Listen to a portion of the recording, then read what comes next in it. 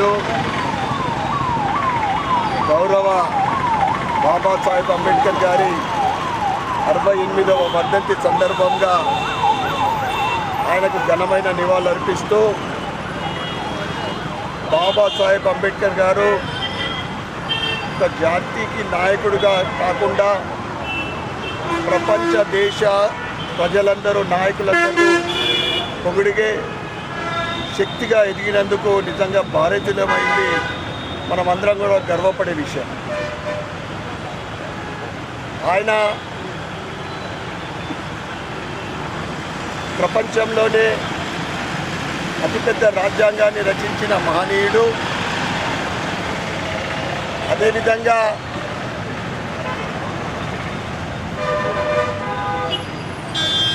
ఐక్యరాజ్య సమితి symbol of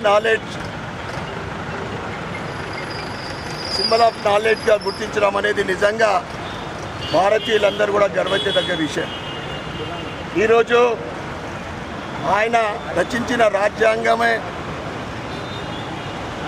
అర్బన్లో నేను ఎమ్మెల్యేగా కానీ కేంద్రంలో భారతీయ జనతా పార్టీ ప్రభుత్వం ఏర్పడ్డదంటే ఆయన రచించిన రాజ్యాంగం కల్పించిన హక్కు.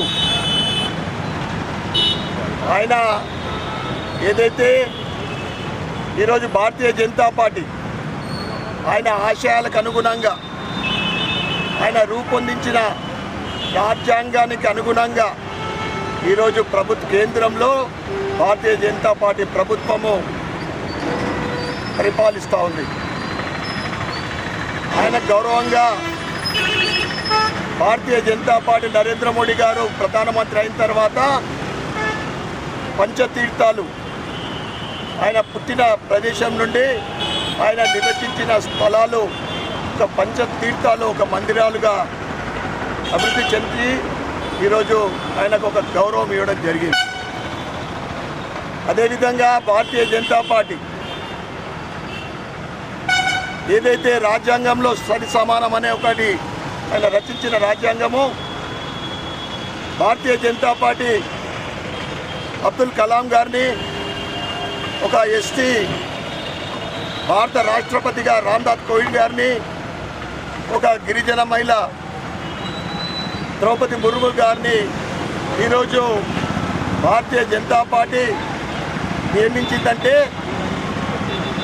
బాబాసాహెబ్ అంబేద్కర్ గారు రచించిన రాజ్యాంగాన్ని పూర్తిగా అమలు పరుస్తూ ఈరోజు భారతీయ జనతా పార్టీ ప్రభుత్వం నడుస్తూ ఉంది. ముఖ్యంగా నేటి యువకులు అంబేద్కర్ గారిని ఆశయంగా తీసుకొని దేశ అభివృద్ధిలో భాగస్వాములు కావాలని ఈ వర్ధంతి సందర్భంగా అందరినీ కోరుతూ మరొక్కసారి ఈ వర్ధంతి సందర్భంగా 68వ వర్ధంతి సందర్భంగా ఘనమైన నివాళులు అర్పిస్తూ అర్బన్ నియోజక ప్రజలందరికీ కూడా శుభాకాంక్షలు శుభాభినందనలు తెలియజేస్తూ ఉన్నాం. భారత్ మాతాకి జై.